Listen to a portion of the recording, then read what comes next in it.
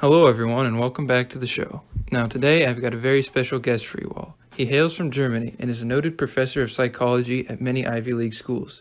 Please give a round of applause for Erkison. Thanks for having me on, Cy. It's my pleasure.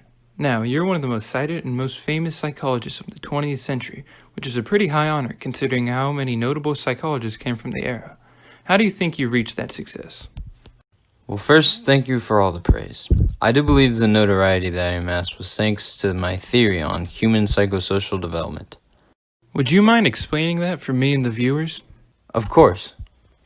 This theory I developed is meant to explain the social nature of our development rather than the physical. It contains 8 stages, which are divided by years. These stages are birth to age 1, trust versus mistrust, ages 1 to 3, autonomy versus doubt, ages 3 to 6, initiative versus guilt, 7 to 11, industry versus inferiority, ages 12 to 18, identity versus confusion, 19 to 29, intimacy versus isolation, 30 to 64, generativity versus stagnation, and finally 65 to death, integrity versus despair.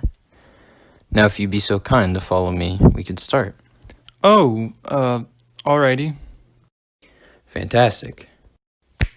Huh? Where'd you take me? Don't worry about it. What a cute baby.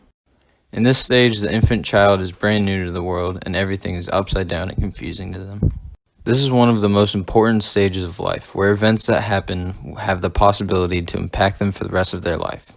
This mainly starts with the parents, and if the parents take good care of them, they will learn to naturally be trusting of people versus parents that may neglect the infant, leading them to mistrust people and possibly become cold and indifferent in the future. Moving on to stage 2, the child is now 1 to 3 years old. During this part of their life, they are developing the first sense of autonomy as they learn these new skills, such as walking and the first forms of speaking, and learning them well. But for children that learn these skills slower or at later times in their life, they may develop a sense of shame and doubt in their abilities. In stage 3, the child, now 3 to 6 years old, will develop initiative in tasks that they engage in, seeing them as their own and taking initiative and responsibility. But similar to stage 2, if the child does not achieve this initiative on their own, they can develop a feeling of guilt. Stop changing my body. I've already been through all of this and I don't want to do it all again. Oh, you'll be fine. Besides, I wasn't going to do this on myself. Now with stage 4, children develop self-confidence in their abilities when they are completed, but they will feel inferior when they are not. This happens from years 7 to 11. No, not acne. That's right, it's the bane of every teenager's existence.